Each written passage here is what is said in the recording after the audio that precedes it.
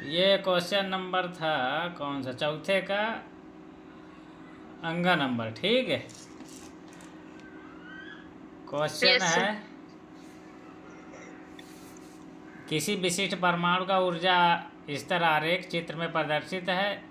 स्तर सी से ए उत्सर्जन संक्रमणों में 1000 एंगस्ट्राम तथा सी से बी उत्सर्जन संक्रमण में 5000 एंगस्ट्राम तरंग दैर्ध्य प्राप्त होती है। तो बी से ए संक्रमण में उत्सर्जित तरंग दैर्ध्य की गणना करिए, ये पूछा हुआ। ठीक है, यस सर।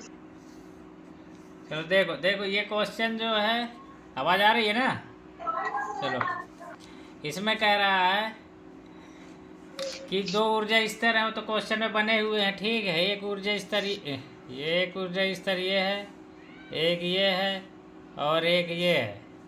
इसका नाम ए है, इसका यस नाम सर। बी है, इसका नाम सी है। मान लो n equal to 1, n equal to कुछ होगा, 1 2 3 जो भी मान लो।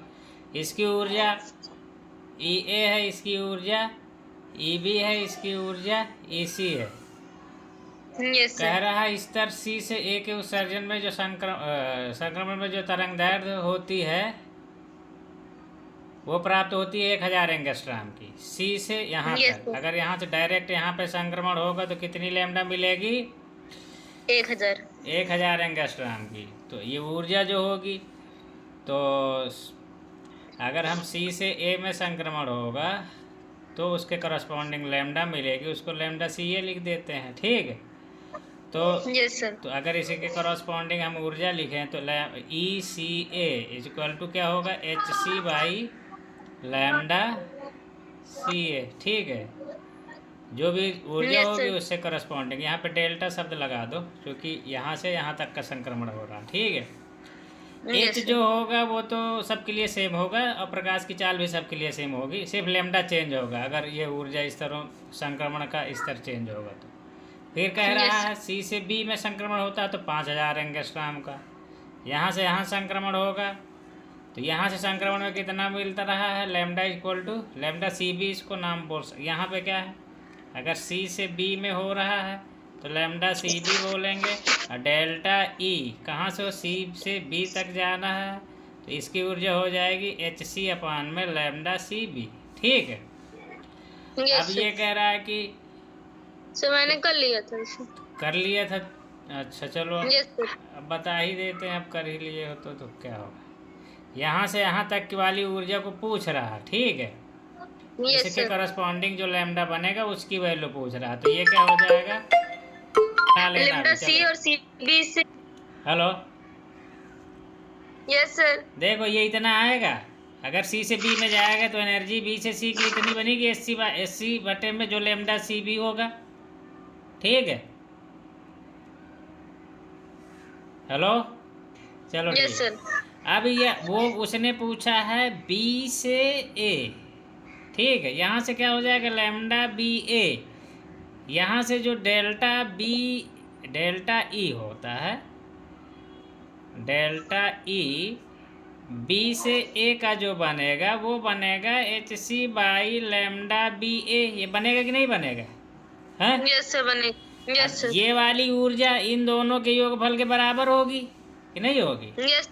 Yes sir. तो delta E C A equal to होगा डेल्टा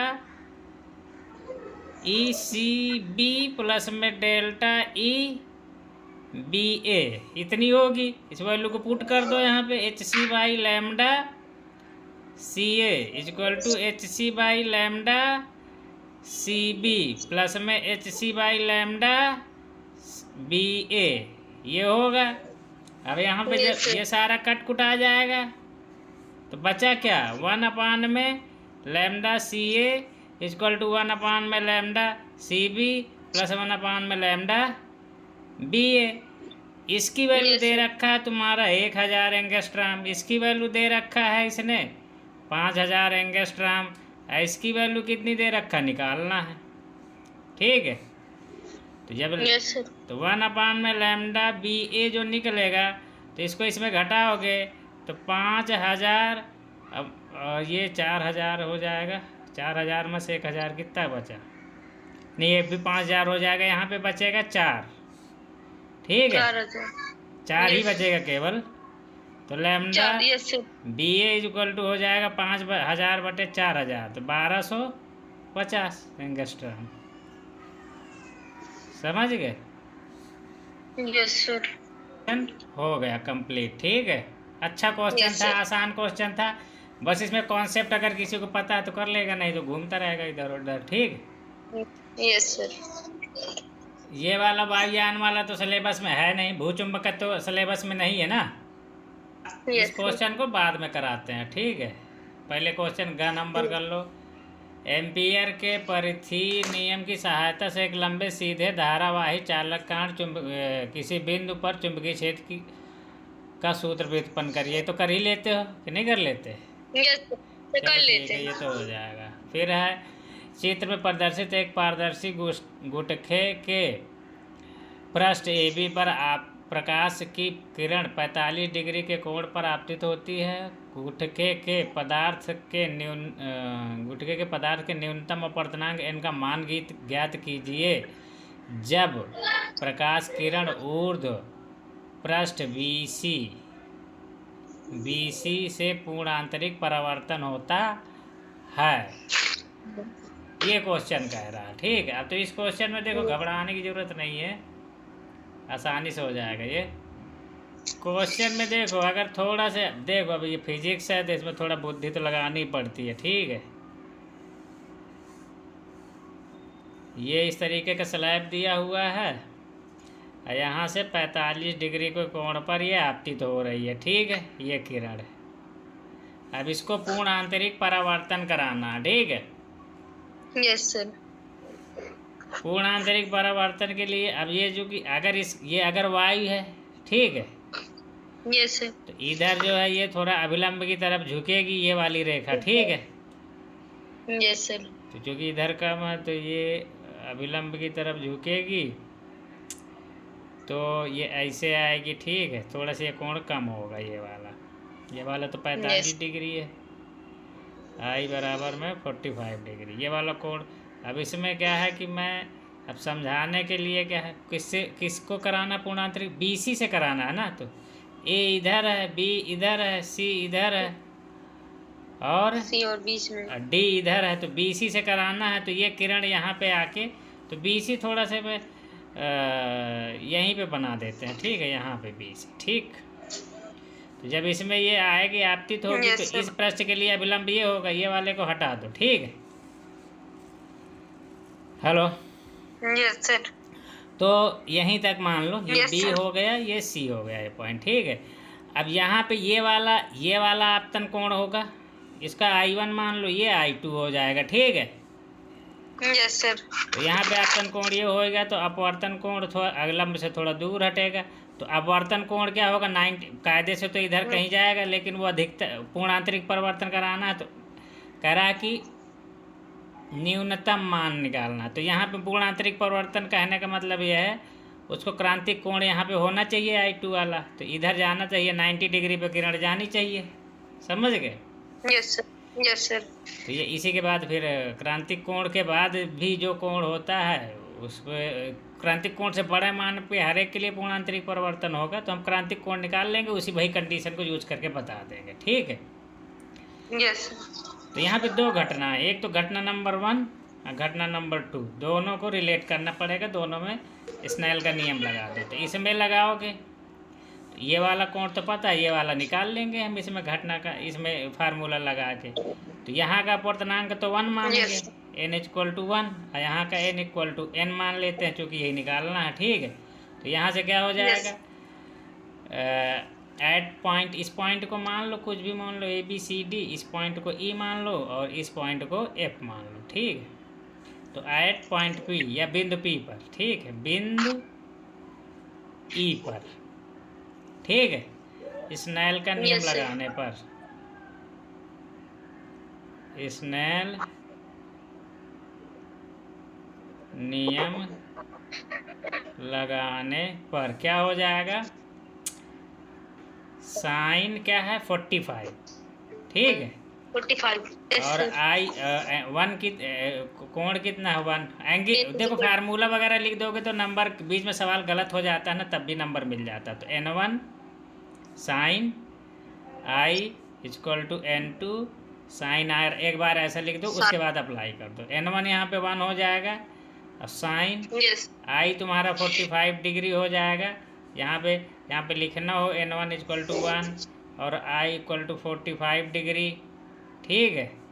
और N2 इक्वल टू N और yes, R इक्वल टू तो पता नहीं है, तो यहाँ पे अप्लाई कर देंगे। तो 1 into sine 45 degree equal to, एक बार फार्मूला कायदे से लिख दिया करो, N और साइन R, ये मुझे मिलेगा, ठीक है। तो यहाँ N साइन R मिल गया, एक समीकरण ये मिल गया, ठीक, कोई बात नहीं।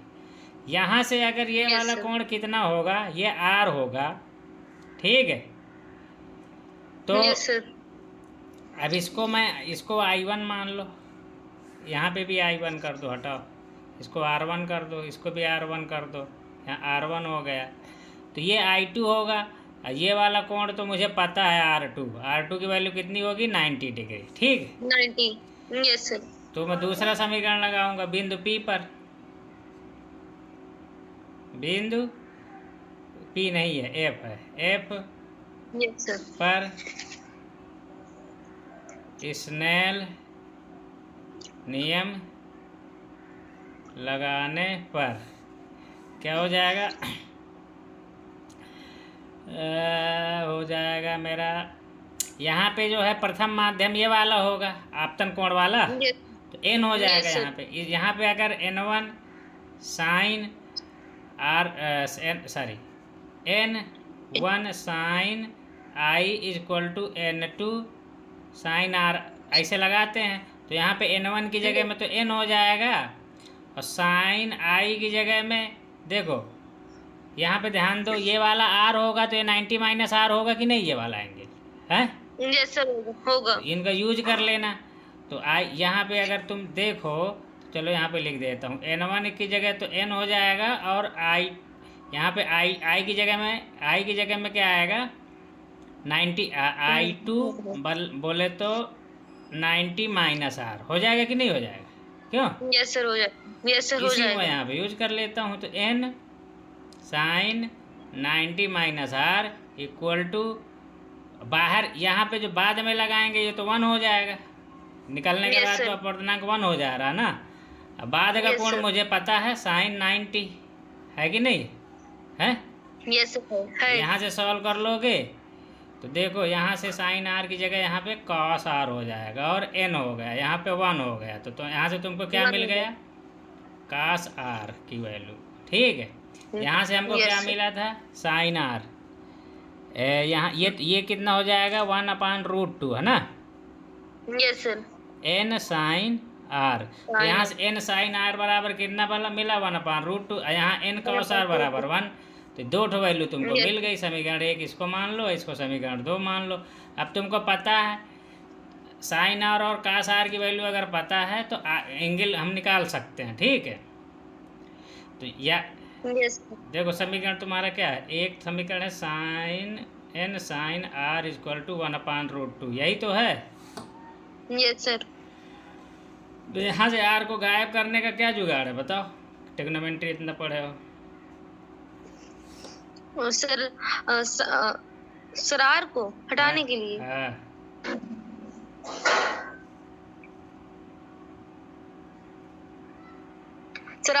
Sign r is equal to लंबा टेकन, वहां से कॉस को पदों में हाँ। निकाल लेंगे.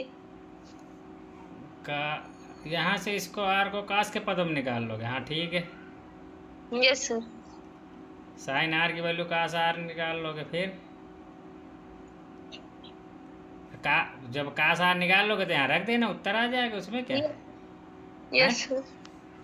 नहीं समझे? यस सर, तो समझ गए.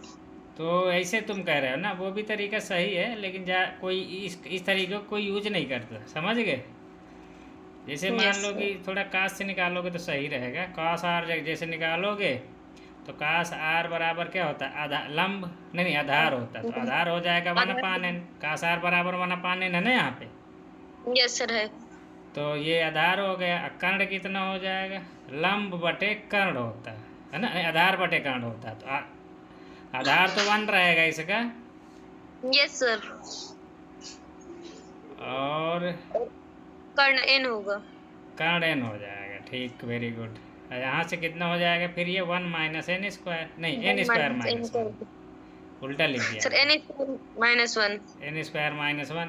अब यहाँ से साइन आर की वैल्यू निकाल के यहाँ रख दोगे तो आर गायब नहीं हो जाएगा, हैं? Yes yes sir. N sine r की वैल्यू कितना हो जाएगी? अंडर रूट में एन स्क्वायर माइनस 1 अपान में एन, क्यों? n। 1 yes upon sir. Root 2 हो गया, है ना? Yes sir. तो यहाँ एन से एन कट जाएगा, सॉल्व कर लोगे तो यहाँ से क्या आ जाएगा? अंडर रूट में n square minus 1 equal to 1 upon में रूट 2, है? स्क्वायर करके खोल दोगे तो 1 अपान 2, तो यहाँ से एन स्क्वायर बराबर आ जाएगा 3/2। Yes sir. एन बराबर रूट 3/2 आ जाएगा, है ना? Yes sir. दिख रहा है कि नहीं दिख रहा होगा? तो यहाँ से एन की वैल्यू जब सॉल्व करोगे तो एन बराबर में अंडर रूट 3/2 आ जाएगा, क्यों? Yes sir. एक आसान और तरीका, इनका इसका स्क्वायर करके जोड़ दो, आर नहीं गायब हो जाएगा, यस सर। है? Yes sir. जैसे जैसे मान लो, चलो आगे करके बताता हूँ। जैसे क्या था तुम्हारा? N cos r equal to कितना था? 1। N sine r equal to क्या था? 1 अपान रूट 2 था कि नहीं? क्यों? हेलो? यस सर था। हेलो। ये समीकरण 1 हो गया, समीकरण 2 हो गया, दोनों का स्क्वायर करके जोड़ दो तो हो जाएगा n square cos square r plus में n square sine square r equal to 1 का स्क्वायर प्लस 1 अपान रूट 2 का स्क्वायर, है? स्क्वायर। तो यहाँ यस से सर। ये दोनों आइडेंटिटी बन रही तो गायब हो जाएंगे, तो एन स्क्वायर इंटू 1 बचेगा, है? Yes sir. यहाँ से क्या बचेगा? 3/2, तो एन बराबर में अंडर रूट 3/2। यहाँ से भी तो आ जाएगा, माइनस की भी वैल्यू आएगी लेकिन वो एक्सेप्टेबल नहीं है, ठीक है? एन की वैल्यू माइनस में नहीं होती कभी, ठीक? अगर कोई निकालना हो तो माइनस का रूट 3/2, लेकिन इसको लिख देना असंभव, ठीक? Yes sir. Yes sir. अगर कहीं पे पूछे तो, ठीक? ये हो गया। ये भी अच्छा क्वेश्चन है। कह रहा है 2 लेंसों के बीच एन डब्ल्यू बराबर 4 ये 10 सेंटीमीटर वक्रता त्रिज्या के कांच, क्वेश्चन नहीं दिखा देता हूँ मैं। ये कह रहा है कि 10 सेंटीमीटर वक्रता त्रिज्या के कांच एन जी 3/2 के द्विअवतल लेंस संपर्क में रखे हैं। दोनों लेंसों के बीच जल एन डब्ल्यू इक्वल टू 4/3 भरा संयुक्त लेंस की क्षमता तथा प्रकृति ज्ञात कीजिए। तो देखो, जब भी कभी, हेलो? Yes sir. देखो, ये इस क्वेश्चन में 3 लेंस बन रहे हैं, ठीक है? एक तो दोस्तों 2 तो अवतल लेंस हैं ये वाले, ठीक है? Yes yes sir. ये दोनों एक दूसरे के संपर्क में रखे हैं एकदम टच करा के, ठीक है? Yes sir. तो दोनों सेम अवतल लेंस है ये। तो एक तो अवतल लेंस ये हो जाएगा L1, ये बीच में एक लेंस बन जाएगा L2। इसमें बीच में पानी भर दिया है तो पानी का लेंस बन जाएगा, ठीक? ये L3 हो जाएगा, ठीक? Yes sir. अब यहाँ पे क्या है कि तीनों एक दूसरे के संपर्क में रखे हैं तो इनकी जो फोकस दूरी आएगी 1 अपान में एफ इक्वल टू, एक लेंस हो चाहे 10 ठो लेंस हो, 1 अपान में F1 प्लस 1 अपान में F2 प्लस जितने भी जड़े हों 1 अपान में Fn कर दो, ठीक है? ठीक? तो लेकिन पतले लेंसों के लिए लागू होगा ये। तो 3 है तो यहाँ पे तुम्हारा क्या हो जाएगा? 1 अपान F, जो परिणामी फोकस दूरी आएगी 1 अपान में F1 प्लस में 1 अपान में F2 प्लस 1 अपान में F3, 3 तो तीनों को फोकस दूरी अलग अलग निकाल लो, जोड़ के रख दो, उत्तर आ जाएगा, ठीक है? समझ में आई बात? हेलो? अब यहाँ पे देखो इसकी फोकस दूरी पहले लेंस L1 के लिए फोकस दूरी निकालोगे तो क्या निकलेगा 1/f1 इक्वल टू इसका पूर्णांक कितना है 3/2। ठीक, तो इसका पूर्णांक n बराबर 3/2 है n1। इसका वाले का कितना हो जाएगा n2 बराबर में 4/3। इसका कितना है इसका भी n3 बराबर में 3/2 हो जाएगा। तो 1/f1 इक्वल टू क्या हो जाएगा n1 minus 1 into 1/r1 minus 1/r2। ठीक है, यहाँ पे जो है तुम्हारा n1 की वैल्यू तुम्हारी है 3/2 या चलो ठीक है। और r1 कितना हो जाएगा तुम्हारा, ये पहली पृष्ठ विपरीत दिशा में है तो ये हो जाएगी तुम्हारी -10। दूसरी वाली r2 कितनी हो जाएगी +10 सेंटीमीटर में ही होंगी। ठीक है, यहाँ से वैल्यूज पुट कर दोगे तो 1/f1 इक्वल टू 3/2 माइनस 1 1/में -10 माइनस में 1/में +10 सॉल्व कर लोगे तो इसका आंसर आ जाएगा तुम्हारा, मैं डायरेक्ट सॉल्व कर दे रहा हूँ। तो 1/f1 की वैल्यू ही निकाल के रख दो, क्योंकि यहाँ से 1/f1 की वैल्यू आ जाएगी हमारी 1/f1 आ जाएगा 1/2 10 10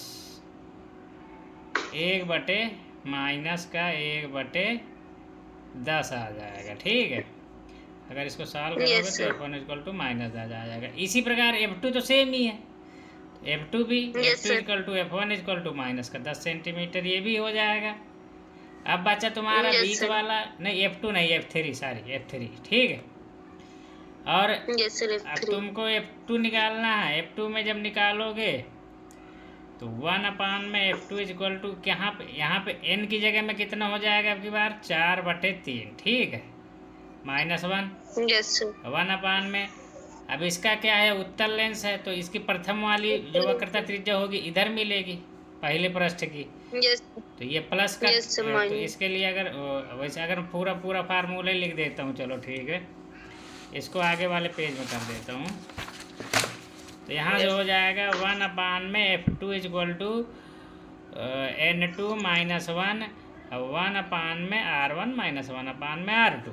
यहाँ पे r1 कितना हो जाएगा, चूँकि अब की बार जो पहला पृष्ठ होगा वो उधर की तरफ त्रिज्या रहेगी प्रकाश के चलने की दिशा में, तो +10 हो जाएगा और r2 इक्वल टू -10 हो जाएगा, क्योंकि दूसरा वाला लेंस इस तरीके का है। ठीक है, तो इसकी जो ये वाली त्रिज्या इधर मिलेगी r1, इसके विपरीत वाली इधर मिलेगी। ठीक, बाद वाली तो इधर वाली को +10 लिखोगे, इधर वाली को -10 लिखोगे। ठीक है, इस वजह से तो यहाँ से सॉल्व करोगे तो 1/में f2 इक्वल टू हो जाएगा तुम्हारा 4/3 माइनस 1, क्योंकि यहाँ n2 इक्वल टू आ जाएगा 4/3 और हो जाएगा 1/में पहली वाली तो 10 हो जाएगी, दूसरी वाली -10 हो जाएगी। यहाँ पे प्लस चिन्ह लगा के लिखा करो। ठीक है, इससे क्या है गलती होने के चांस नहीं रहते, पूरा क्लियर दिखाई देता है। तो 1/f2 इक्वल टू कितना आ जाएगा 4/3 4/3 -1 1/3 इधर क्या आ जाएगा 2/10। ठीक है,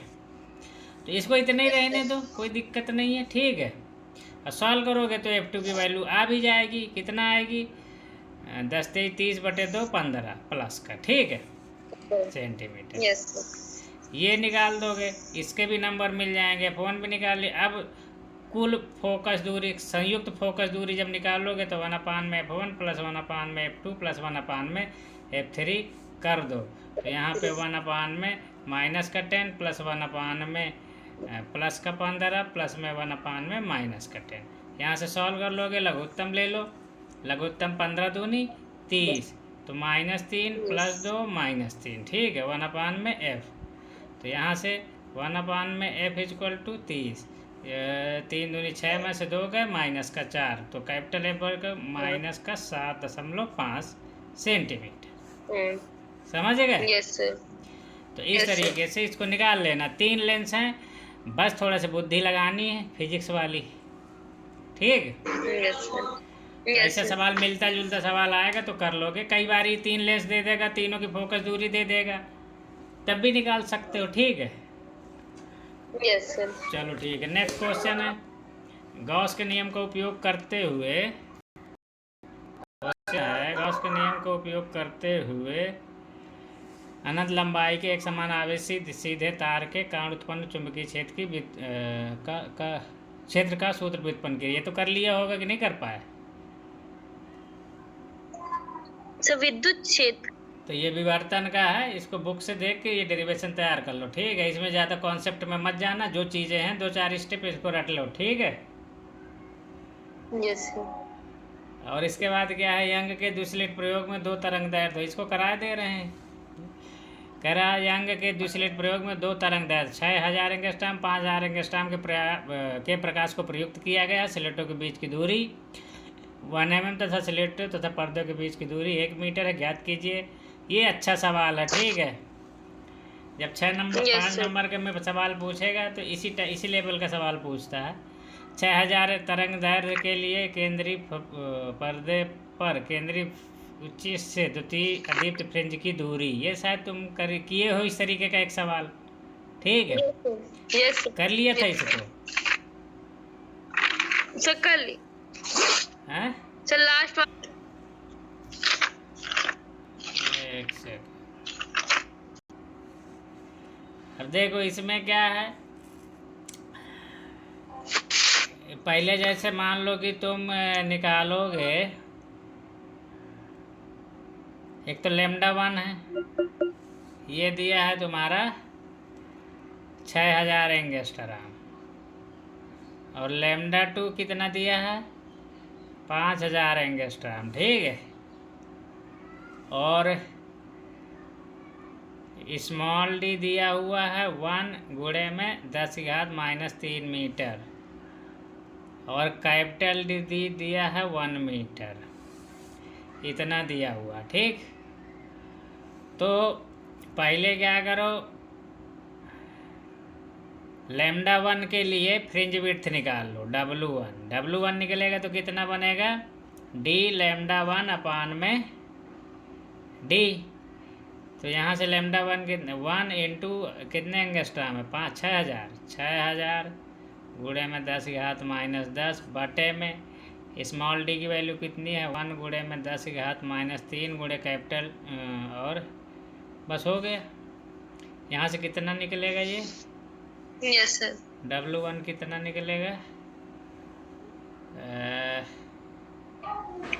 तो यहाँ से तुम्हारा W1 कितना निकलेगा 0.6 mm, ठीक है, mm।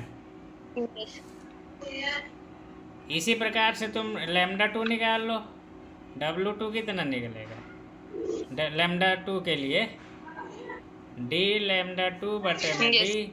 तो जब सब कुछ सॉल्व करोगे तब 6 की जगह 5 है, तो 1 गुणे में 5000 गुणे में 10⁻−10 बटे में 1 गुणे में 10⁻−3। यहाँ सॉल्व करोगे तो यहाँ से 0.5 mm आ जाएगा कि नहीं? Yes sir.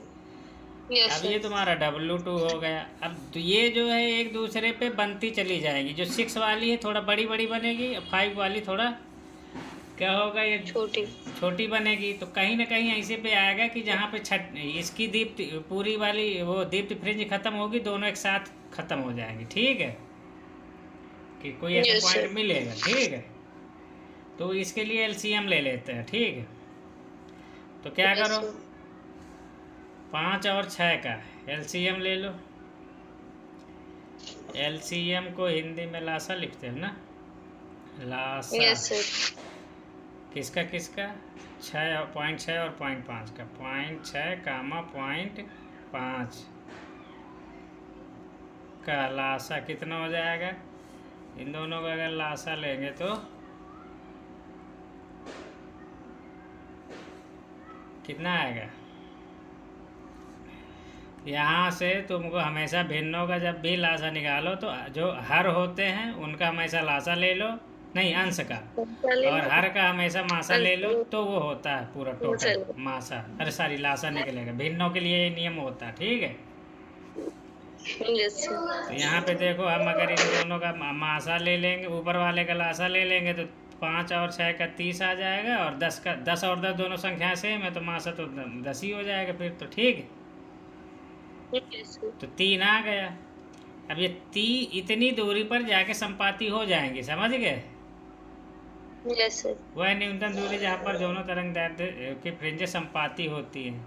बस यही आंसर हो जाए। तो ऐसा कभी भी हेलो। संपाती होने वाला सवाल आए तो वैसे लगा लेना। एक तरीका और होता है, लेकिन उसमें तुम लोग हो जाओगे परेशान, ठीक है। अब पूछेगा कि कौन सी फ्रिंज इसमें संपाती हो रही है, तो अगर तुम्हें लैम्डा 1 की फ्रिंज पूछेगा, W1 की लैम्डा 1 तरंग दैर्ध्य की किस नंबर की तरंग दैर्ध्य संपाती होगी, तो क्या है, जितनी भी दूरी पर है, कितनी दूरी पर 3 mm पे आया है, भाग दे दो। लैम्डा 1 कितना 0.6 है, 0.6 का भाग दे दो। तो बीच में कितनी फ्रिंज मिलेंगी, 0.6 चौड़ाई वाली 5 ठो, 5वीं फ्रिंज होगी संपाती।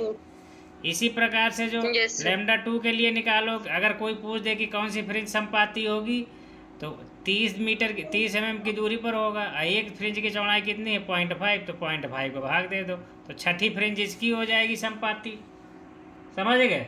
Yes sir.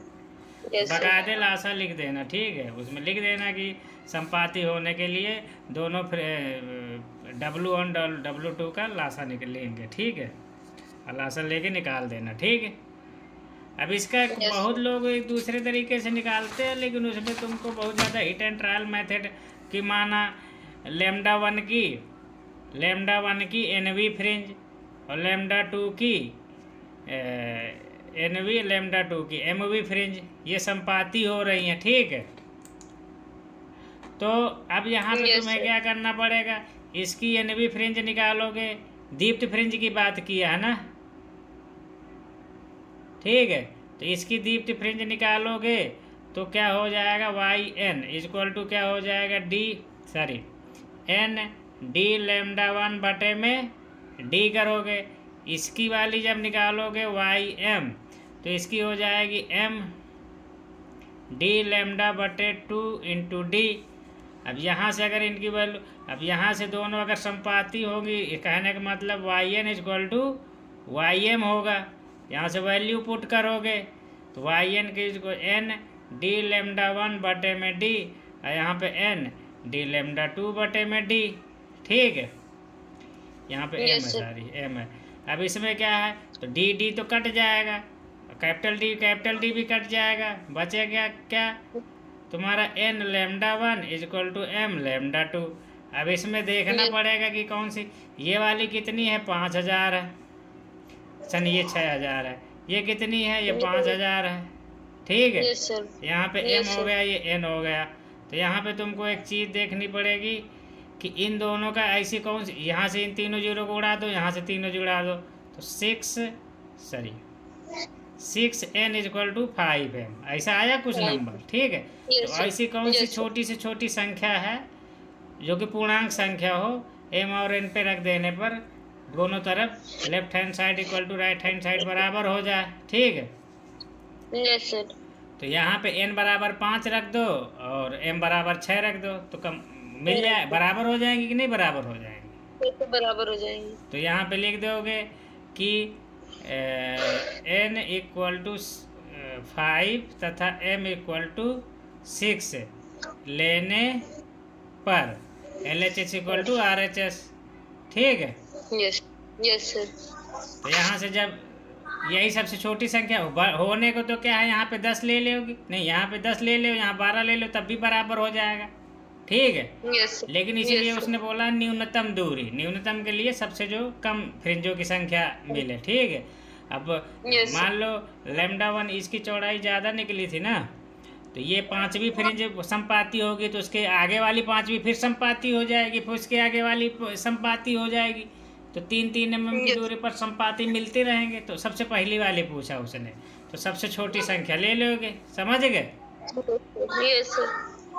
या अब N बराबर 5 मिल गया है, तो यहाँ से तुम लैम्डा है तो वो निकाल सकते हो YN, वाई एन निकाल लो, Y N equal to N D lambda बटे में डी, या तो वाई एम निकालो, दोनों का इक्वल मान आएगा। ठीक है, अगर कोई किसी का मर्जी हुआ वाई एम निकालने के लिए तो यहाँ एम डी लेमडा 2 बटे में डी हो जाएगा, यहाँ पे 1 होगा। यहाँ पे ये कितना है, एन कितना है 5 और डी कितना है 1 और ये कितना है 6000। ठीक है, अब बटे में 1 गुणे में 10 की घात -3, यहाँ पे होगा 10 की घात -10। जब इसको सॉल्व कर लोगे तो ये अपने आप 3 mm आ जाएगा। ठीक है, यस सर। एक तो तरीका ये है। ठीक है, यहाँ से भी सॉल्व करोगे तो तब भी 3 mm ही आएगा ये, क्योंकि यहाँ पे 6 लिखोगे, यहाँ पे 5000 गुणे में 10 घात -10 बटे में 1 गुणे में 10 घात -3 लिखोगे तब भी आ जाएगा 6 पंचे 30, 3 mm। ठीक है, वाई एम। तो ये एम वी फ्रिंज किसकी है, लेमडा 2 की, और ये एन वी फ्रिंज किसकी है, लेमडा 1 की।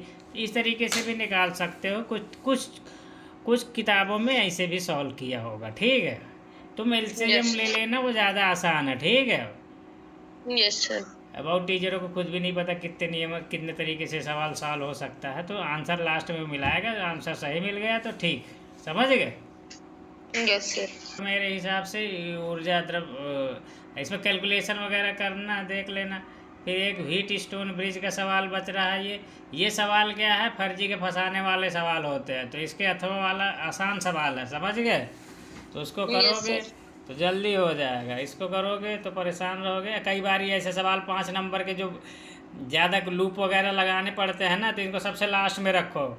अगर नहीं भी सॉल्व होगा तो लूप का नियम लगा के छोड़ दोगे तो कम से कम 5 नंबर में 3 नंबर तो मिल ही जाएगा। ठीक है, यस सर। तो ऐसे सवालों में स्टार्टिंग में मत फंस जाना, क्योंकि लगाने के बाद ही पता नहीं चलता कि तुम्हारा आंसर सही भी आया कि गलत आया। ठीक है, यस सर। और इसके बाद नौवा में अथवा में भी करा देते। फिर परिपथ चित्र की सहायता से अग्राभिनत संध डायोड की कार्यप्रणाली समझाइए और अग्रवोल्टता तथा अग्रधारा का ग्राफ बनाकर गतिक प्रतिरोध समझाइए। चलो इसको भी कराते हैं, पहले ये वाला करा देते हैं। 2 समांतर धारावाही चालकों के बीच कार्य करने वाले बल के आधार पर 1 एम्पियर की परिभाषा दीजिए। इसको मैंने बताया था। ठीक है, यस सर। Yes sir. इसलिए इसको कर लेना, अब इसको बार बार नहीं बताएंगे। चित्र में 2 समांतर चालकों में धाराएं विपरीत दिशा में प्रवाहित हो रही। चालक एक्स में धारा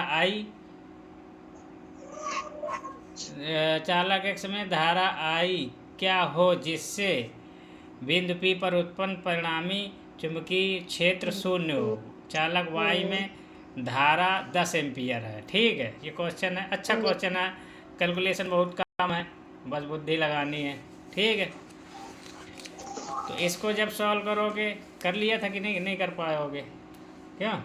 नहीं प्रैक्टिस करना चाहिए था तुम। चलो ठीक है, नहीं कर पाए तो कोई बात नहीं। ये देखो, ये एक धारावाही चालक है, ये वाला धारावाही चालक है। इसमें नीचे जा रहा है, इसमें ऊपर जा रही धारा। ठीक है, इस बिंदु P पर तुमको चुंबकीय क्षेत्र भी निकालना। तो ये चालक X है, ये Y है। तो X के कारण यहाँ पे जो चुंबकीय क्षेत्र उत्पन्न होगा, ये यहाँ पे देखो, धारा की दिशा में अंगूठा रख दो और दाहिने हाथ का नियम लगाते हैं तो ऊपर की तरफ अंगुलियाँ जाएंगी। तो यहाँ पे जो चुंबकीय क्षेत्र होगा, इसकी वजह से उसकी दिशा जो होगी BX, इसकी जो दिशा होगी इस बिंदु पर ऊपर की तरफ होगी, और ऊपर वाले को ऐसे रिप्रेजेंट करते हैं। ठीक है, यस सर। ये BX हो जाएगी। हालांकि यहाँ पे ऐसे लिखते हैं, यहाँ पे ऐसे लिख दो इसके सामने। ठीक है, ऊपर की तरफ होगा, ये बिंदु P मान लो। ठीक है, ये बिंदु P है। अब इस वाले तार के कारण जो BY उत्पन्न होगा, यहाँ पे BY की दिशा क्या होगी, धारा की दिशा में अंगूठा करो और जिस बिंदु पर निकालना उधर चारों उंगलियों करो, तो धक्का देने की दिशा में हथेली को उधर दिशा मिलती है। तो इसकी वजह से ये क्या मिलेगा, ये BY नीचे की ओर मिलेगा। ठीक है, BX की दिशा नीचे की ओर होगी, BX की, और BY के ऊपर की ओर उल्टा लिख दिया क्या, एक सेकेंड, इसका तो नीचे की ओर होगा। ठीक है, हाँ, इसका ऊपर की तरफ होगा। ठीक है, तो ये दोनों यहाँ पे बिंदु P पे मिल गई दोनों, और दोनों विपरीत होंगे तभी 0 होगा, नहीं होगा ही नहीं। समझ गए? Yes sir. तो किसी को नियम नहीं भी पता तो आंख मूंद के कर दे। इसके कारण उत्पन्न जो भी चुंबकीय क्षेत्र होगा, इसके कारण जो होगा वो विपरीत दिशा में होगा, क्योंकि ये खुद भी तो विपरीत है। समझ गए? यस सर, यस सर, तो यहाँ से यहाँ की दूरी कितनी है? यहाँ से यहाँ तक की दूरी है 10 और यहाँ से यहाँ तक की दूरी है 5 सेंटीमीटर। फिगर वगैरह बना दिया करो। यहाँ पे धारा आई है, इसमें धारा कितनी है? 10 एम्पियर। एम्पियर। तो यहाँ से क्या हो जाए, इसके कारण जो यहाँ पे उत्पन्न चुंबकीय क्षेत्र का फार्मूला क्या होगा? बी एक्स बराबर में म्यू 0 अपान में 4 पाई। क्या होता है फार्मूला?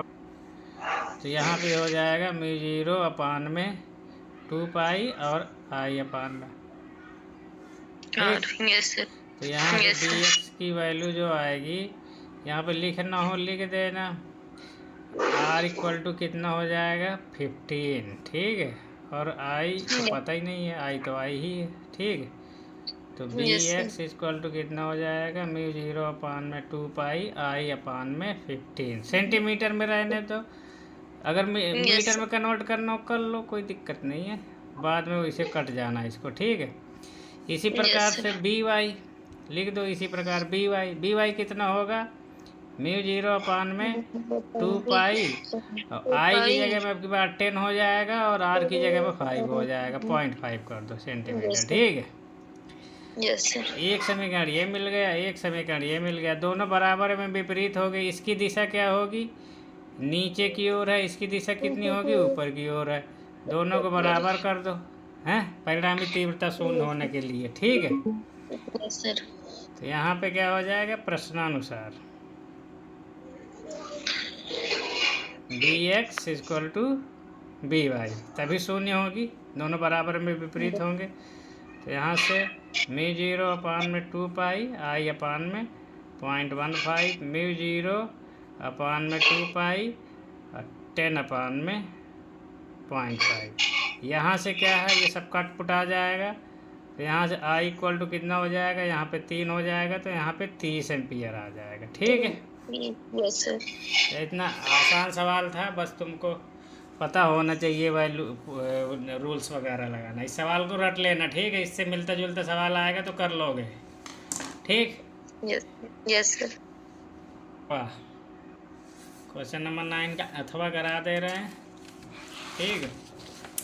इसमें क्या है? यस, कह रहा है कि दिए गए परिपथ में स्थायी अवस्था में दोनों संधारित्र पर संचित आवेश तथा विभवांतर की गणना करिए। ठीक है। यस सर, तो इसमें क्या करना है?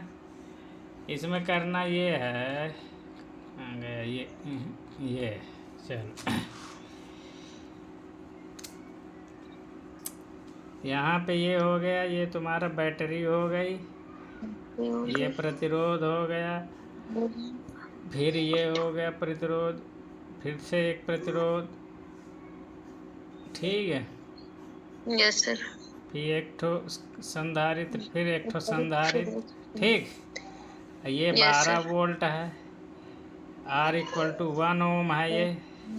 ठीक है। यस, ये 1 ओम है। अगर साफ साफ नहीं हो तो मैं साफ साफ लिख देता हूँ 1 ओम। ठीक है।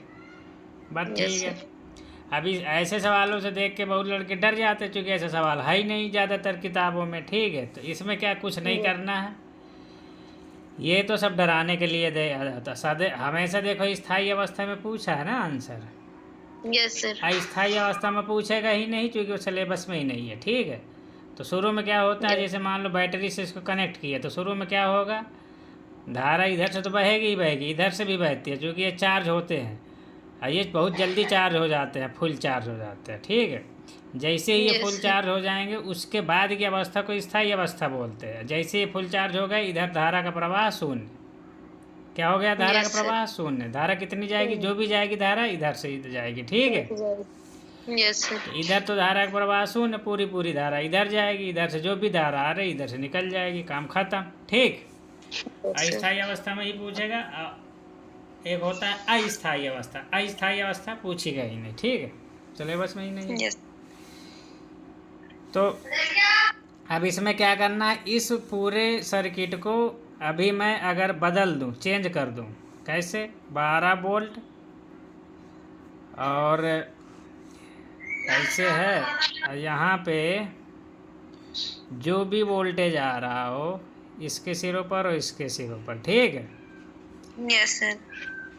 तो जितना वोल्टेज यहाँ पे देखना, अभी मैं इसको कन्वर्ट कर दूंगा, ऐसा कर दूंगा, यहाँ पे कुछ वोल्टेज दिया होगा, सॉल्व कर लोगे। इसकी धारिता कितनी है, इसकी है 2 माइक्रोफैरेड, इसकी भी है 2 माइक्रोफैरेड, ठीक है। 2 माइक्रोफैरेड और 2 माइक्रोफैरेड, ठीक है। Yes sir. अगर यहाँ पे कोई वोल्टेज पता होगा, अब इसको सॉल्व कर लोगे, ठीक है। Yes sir. तो अब इसके लिए क्या करना है हमको, क्योंकि पूरी धारा इधर से बहेगी, तो यहाँ पे जो विभवांतर आएगा वही विभवांतर यहाँ पे आ जाए, इनके सिरों पर आएगा, ठीक है। मान लो मैं इसको मान लेता हूँ, इसको मान लूँ A, इसको मान लूँ B, इसको मान लूँ C, इसको मान लूँ D, इसको मान लूँ E, इसको मान लूँ F, और इसको F के बाद इसको मान लूँ E, F के बाद क्या होता है G, इसको H मान लो, ठीक है। मानने में क्या जाता है, मान लो पॉइंट्स बहुत सारे, ठीक है। Yes sir. अब तुमको जो है यहाँ से यहाँ के बीच का जो विभवांतर मिलेगा वही यहाँ पे आएगा, वही लिख देना यहाँ पे, ठीक है। तो इसके लिए तुमको पता है, इधर का तो भूल जाओ, ये सर्किट है, ये सर्किट का काम ही नहीं कर, इधर तो धारा बहेगी नहीं, तो यहीं पे सॉल्व हो जाएगा। यहाँ पे धारा कितने निकलेगी, धारा पहले निकाल लो, और जो भी धारा निकलेगी पूरे में इसी परिपथ में बहेगी, उसमें आई आर कर देना, तो बी और एफ के बीच का विभवांतर निकल आएगा, वही यहाँ पे विभवांतर लिख देना, समझ गए। Yes sir. तो यहाँ पे आई इक्वल टू क्या होता है, वी अपान में आर होता है कि नहीं होता है? यस सर होता है। Yes sir. तो एक तो तरीका और है, तुम लोग अगर सीखे होगे, V इक्वल टू ई अपान में आर प्लस आर होता है कि नहीं? Yes sir. तो इसके सिरों पर जो विभवांतर मिलेगा वो डायरेक्ट भी निकाल सकते हो अगर फार्मूला पढ़े हो तो, और नहीं पढ़े हो तो चलो मैं निकलवा देता हूँ। यहाँ पे V कितना है, 12 वोल्ट की बैटरी है, ठीक है। और प्रतिरोध कितना है, एक ये वाला कितना प्रतिरोध है, 5, ये वाला कितना है 6, ये वाला कितना है 1, तो कितना हो जाएगा 5 + 6 + 1 कितना हो गया, 1 एम्पियर की धारा बहेगी फिर तो, क्यों? Yes sir. तो यहाँ से बी और एफ के बीच का विभवांतर कितना मिलेगा, बी और एफ के बीच का, यहाँ पे बहने वाली धारा कितनी होगी 1 एम्पियर, गुणे यहाँ का प्रतिरोध कितना हो गया 5 + 6 समांतर क्रम में, क्यों? Yes sir. चाहे 5 गुणे 1 गुणे 6 + 1 गुणे 5 कर दो, बात बराबर ही है, ठीक। कितना आ गया 11 वोल्ट आएगा कि नहीं आएगा? आएगा सर। यही यहाँ पे 11 वोल्ट लिख दो, ठीक। Yes sir. तो ये 11 वोल्ट आ जाएगा। अब इसको सॉल्व कर लो, यहाँ पर लिख देना तुल्य परिपथ, इसके तुल्य ये परिपथ हो जाएगा, ठीक है। अब यहाँ पे इसको सॉल्व करोगे तो यहाँ तो पहले इनके बीच का वो निकालो, ये यहाँ पे ये C है, ये F है, इनके बीच का संधारित्र का कुल प्रतिरोध वो धारिता निकालोगे तो 1/C और F के बीच का कितना होगा, श्रेणी क्रम में है तो 1/2 + 1/2, दोनों बराबर 3 है ये, ठीक है। तो यहाँ से C और F के बीच का कितना निकलेगा, 3 दूनी 6/5, 2 गुणे में 3/2 + 3 = 6/5, ठीक है। तो कुल संधारित्र यहाँ पे कितना होगा 6/5 धारिता, कुल विभव पता है, तो हमें इसमें आवेश पूछा है, आवेश ही तो पूछा है, आवेश और विभवांतर। तो इसमें अगर आवेश Q होगा तो इसमें भी Q होगा, दोनों बराबर होगा, समांतर क्रम में सब में बराबर होता है, ठीक है, क्यों? हेलो, ये जो Q आवेश होता है, इनका जो तुल्य प्रतिरोध बनेगा उसमें भी सेम ही होता है आवेश, ठीक है। इनकी जगह में निकाल के हटा के इनकी जगह में अगर तुल्य प्रतिरोध लगाओगे तो उसमें भी सेम ही प्रतिरोध हो वो आवेश आएगा, ठीक है। तो यहाँ से निकाल लोगे तुम, तो यहाँ से हो जाएगा हमारा, जैसे तुम इसको बनाना चाहो और भी इसके तुल्य इसकी जगह में कोई सिंगल प्रतिरोध लगाना चाहो, चलो देखो इसकी जगह में अगर कोई सिंगल लगाना चाहो ये वाला 5 Yes, बटे sir. 6/5 वाला लगा दो। देखो अगर प्रतिरोध लगा दोगे, ये थोड़ी सी इसकी Yes. कंडीशंस पता होनी चाहिए, ध्यान रखना। इन सवालों को खैर प्रैक्टिस और करनी चाहिए थी, लेकिन चलो कोई बात नहीं, जितना हो गया ठीक है। तो जब प्रैक्टिस कम होती है तो थोड़ा ज़्यादा थ्योरी बतानी पड़ती ये। तो इसमें जितना आवेश होगा वही आवेश समांतर क्रम में जितने भी लगे होंगे सब में वही होगा, ठीक है। Yes, sir. तो यहाँ पे देख लो, यहाँ पे हो जाएगा Q equal to c v होता है, ठीक है। हेलो, तो हेलो, Yes, sir. तो यहाँ से अगर देखोगे तो Q निकालना है, तो Q बराबर क्या हो जाएगा, C। कुल प्रतिरोध कितना है, 6/5, और V भी 5. कितना है, V हमारा ये 11 11. वोल्ट आ ही रहा है, ठीक है। हालांकि Yes. ये वाली Yes. वैल्यू आई किस में है, माइक्रोफैरेड में आई है। तो ये माइक्रोफैरेड में है और ये वोल्ट में है, तो आंसर कितना आ जाएगा, 11 6 66 होगा बटे 5 5 गुणे 10⁻⁶ माइक्रो वोल्ट लिख देना, ठीक है, या गुणे 10⁻⁻6 लिख देना, वो भी चलेगा, ठीक है। Yes, sir. 11 6 66, तो दोनों में सेम आवेश आएगा, ठीक है। समांतर श्रेणी क्रम में हमेशा समान आवेश आता है, ठीक है। विभवांतर Yes. पूछ रहा है, विभवा दोनों संधारित्रों पर संचित आवेश तथा विभवांतर। अब विभवांतर के लिए देखो, विभवांतर तो क्या है, यहाँ से यहाँ तक तो सेम आएगा। अब इनमें आवेश तो सेम आ जाएंगे, ठीक है। इसमें भी आवेश कितना आएगा, 66/5, और इसमें भी आएगा 66/5, ठीक है। इतनी Yes, sir. बात आई। माइक्रो वोल्ट या 10⁻⁻6 लिख देना। अब इसमें अगर मैं Yes. इसका विभवांतर निकालूँ इस वाले का, ठीक है, यहाँ पे डी था, तो इस वाले का अगर विभवांतर निकालूं संधारित्र 1 का, ठीक है, Yes, 2 sir. माइक्रोफैरेड के संधारित्र पर विभव कितना निकलेगा, इसी का V बराबर Q/C होता है, तो Q कितना होगा, 66/5, और C कितना है, 2। ये माइक्रोफैरेड में है, ये माइक्रोवोल्ट में है, माइक्रो से माइक्रो कट जाएगा, कितना बचेगा, तो 5. 2 ना 33/5, इतने Yes, वोल्ट sir. आ जाएगा। इसी प्रकार 3 माइक्रोफैरेड वाले में कितना विभवांतर आएगा, उसमें आ जाएगा जो है तुम्हारा, इसका V1 लिख दो, इसको V2 लिख दो, इसमें कितना आ जाएगा, 66/5/3। 3. यहाँ से काटोगे तो क्या आ जाएगा, 22/5. 22/5 वोल्ट, ठीक है। Yes, sir. यहाँ से इतना वोल्ट आ जाएगा, दोनों को जोड़ दोगे 11 आएगा, 33 और 22 जोड़ोगे कितना आएगा, 55/5 11 आ जाएगा कि नहीं आ जाएगा, हाँ। Yes, sir. Yes, तो sir. इस तरीके से इसको सॉल्व करना है। अब इसमें क्या है कि इन केस अगर तुम क्या है कि अगर तुम यहाँ पे आवेश निकाल दोगे तो यहीं तक ही नंबर मिल जाएंगे, काफ़ी 5 नंबर का है तो 4 नंबर मिल जाएंगे। विभव निकालना सीख लो, ठीक है। Yes, sir. इसके तरीके सीख लो, अगर भूल गए हो तो फिर से पूछ लेना मेरे से, ठीक है। इसका सवाल अगर आसान सवाल आए तो कम से कम वो तो नहीं छूटना चाहिए, ठीक। Yes, yes, sir. अब इसमें जो है, अब देखो इसमें विभव मापी वाला सिद्धांत इसमें यूज हो रहा है, ठीक है, 5वें का खा में। अब इस Yes, साल sir. देगा कि नहीं देगा, दे भी सकता है, चूँकि किरचॉफ के नियम से ये सॉल्व भी हो जाएगा, ठीक है। चलो इसको करा Yes, sir. देते हैं। अब इसमें क्या है, देखो एक तो यहाँ से जब ये बैटरी लगी हुई है तो ये धारा जाएगी, एक तो इधर से प्रवाहित होकर इधर आएगी या एक यहाँ से आएगी, ठीक है।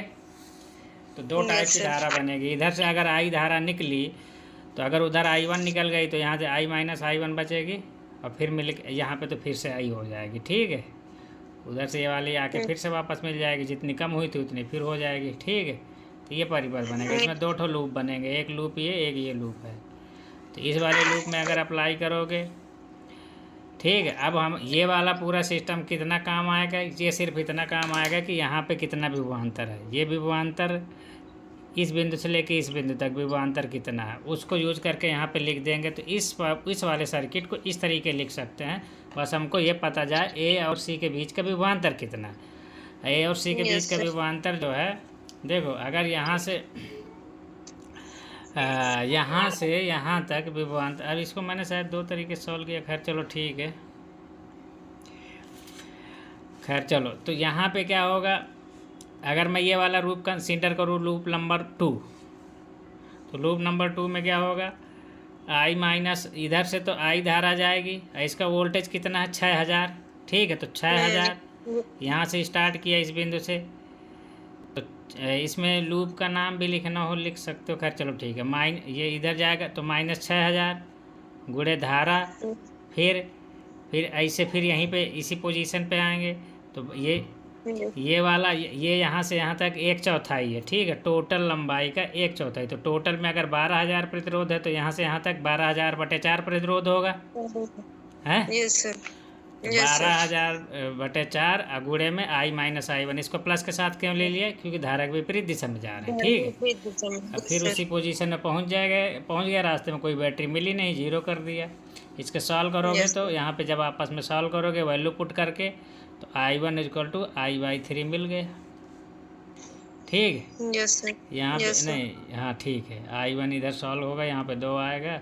अच्छा, यहाँ पे 4 3 12, 6 के 6 6 दून 12, 2 बटे यहाँ पे 1/2 आएगा, 2 इधर चला आएगा, 2I1 सॉल्व करोगे, I1 = I/3 आ गया। तो यहाँ से इतना पता चल गया कि उधर जो है जो धारा जा रही है, इधर I/3 जा रही है, इधर 2I/3 जा रही है, ठीक है। यहाँ पे मिल के फिर पूरी आई हो जा रही है। अब इसमें इस लूप में अगर लगाओगे इसमें, तो क्या होगा, इसमें यहाँ से चलो, मान लो इस पॉइंट से चलो, तो I माइनस I1, बीच में प्रतिरोध कितना मिल रहा है 1200/4, यहाँ से यहाँ तक, A से C तक, ठीक, A से C तक।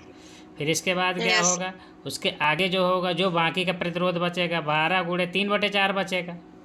इधर तो 1/4 हो गया, 3/4, 12000 गुणे 3/4। इधर धारा कितनी बह रही, आई पूरी बहने लगी ना यहाँ से यहाँ तक, तो आई। और फिर अब घूम के फिर यहाँ, हाँ बोलो सर। ये माइनस में होगा क्योंकि धारा की दिशा में चल रहे हैं हम तो।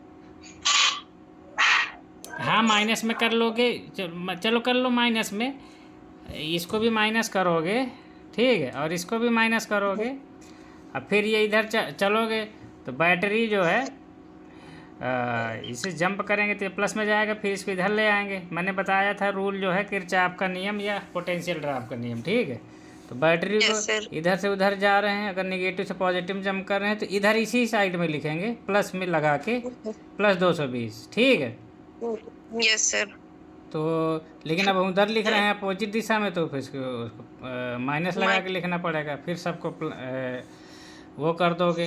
कहने का मतलब ये है, अगर मैं इसको एक स्टेप और ऊपर लिख दूं, तो माइनस का I माइनस I1 तो 12000/4 माइनस में I इंटू में 12000 गुणे में 3/4, माइनस में ये यहाँ प्लस में हो जाएगा, प्लस में कितना हो जाएगा 220 = 0, ठीक है। कभी भी जब चलते हैं तो रास्ते में जो IR करेंगे सब निगेटिव करते जाएंगे। अब बैटरी जो क्रॉस करेंगे, अगर निगेटिव से पॉजिटिव में जा रहे हैं तो प्लस कर देंगे। अब फिर उसी पोजीशन पे पहुंच जाएंगे जहाँ से हमने स्टार्ट किया था, = 0 लिख देंगे हमेशा, ठीक है। अगर उसी पोजीशन पे पहुंच जा रहे हैं, अगर नहीं पहुंच जा पा रहे हैं तो फिर तो VA माइनस VB करना पड़ता है, और हमेशा पहुंचेंगे जब बंद लूप बनाओगे तो, समझ गए। जब सॉल्व करोगे, इसको सॉल्व करोगे तो ये प्लस हो जाएगा, ये प्लस हो जाएगा, ये प्लस हो जाएगा, ठीक है। Yes sir. अब इसमें फिर से सॉल्व करोगे। अब देखो यहाँ पे I माइनस I1 है, तो यहाँ पे I/3 करोगे तो यहाँ पे 2I/3 बचेगा। I1 की जगह में ये वाला रिलेशन यूज करोगे तो 2I/3 बचेगा। यहाँ पे 3000 है, यहाँ पे सॉल्व करोगे तो 3 चौक 12, 3 त्रिक 9, 9000 I बराबर 220। यहाँ से सॉल्व करोगे तो I की वैल्यू यहाँ पे कितनी आ जाएगी 0.02 एम्पियर, ठीक है। जब I की वैल्यू 0.02 एम्पियर आ गया तो वोल्ट मीटर का पाठ्यांक पूछा हुआ है, ठीक है। तो वोल्ट मीटर के सिरों पे विभवांतर कितना मिलेगा हमको, ये वाला यहाँ से यहाँ तक का जो भी विभवांतर होगा, तो इसमें बहने वाली धारा हमको पता चल गई कितनी है। या वोल्ट मीटर का पाठ्यांक मतलब वोल्ट मीटर में धारा कितनी जाएगी। अगर I की वैल्यू 0.02 है तो I1 की वैल्यू कितनी हो जाएगी, I1 की वैल्यू हो जाएगी I/3, मतलब कि 0.02/3, ठीक है। यस तो यस सर। विभवांतर में कितना वोल्टेज, वो वोल्ट मीटर में कितना होगा, वोल्ट मीटर का प्रतिरोध गुणे वोल्ट मीटर में बहने वाली धारा। वोल्ट मीटर का यस प्रतिरोध सर। इतना, बहने वाली धारा कितनी है, 0.02 गुणे में 1/3, ठीक है। यस या सर। 2.02/3 सॉल्व कर लोगे 40 वोल्ट आ जाएगा, ठीक है। Yes sir. तो इस तरीके से सवाल सॉल्व होगा, किरचॉफ के नियम पे है। अब ये है कि इसमें देखो प्रैक्टिस बेसिस होता है, बहुत बच्चे इंटर लेवल पे नहीं भी लगा पाएंगे, 99% बच्चे इस तरीके के जब सवाल आते हैं, तो ठीक है। तो अब तुम यस देख लो, अगर रट लोगे इन सब चीज़ों को तो यही सवाल तुमको बाद में इसी से मिलता जुलता सवाल आएगा तो कर लोगे, ठीक है। Yes sir.